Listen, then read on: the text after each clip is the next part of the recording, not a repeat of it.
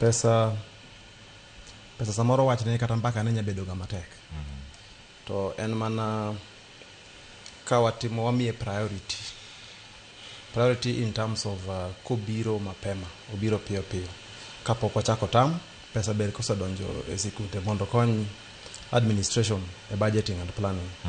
Nitiere gigo mang'eny mitimo e sikul e tam. Sikunde mang'eny pango weche mag chulo jopuonj go ma kojolo, jopuonj go gigo mitimo e sikul machalo kaka penj kod other activities maram the school. Ka pesa donjo mapema to konyo idh budgeting, maka nitiere any deficit kata rem moro madiyudre e sikul, to administration kata head teacher kata principal neno mapema mondo ochak mipango ne mapema.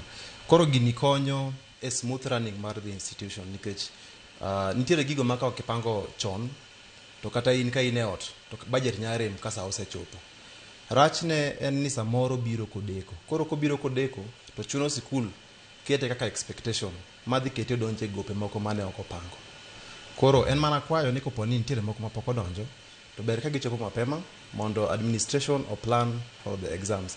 Tam wadonje mar adek ni en tam mapek, en tam mar penj, kendo preparations ng'eny, waluonge ni last lap.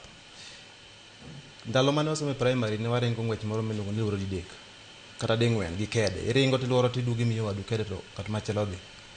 Lap mogik mar adek no ne yudo ka ng'eny ji jok mobedo kando mar pap sudo machiegni gi pap mondo gine kaka ng'wech rumo.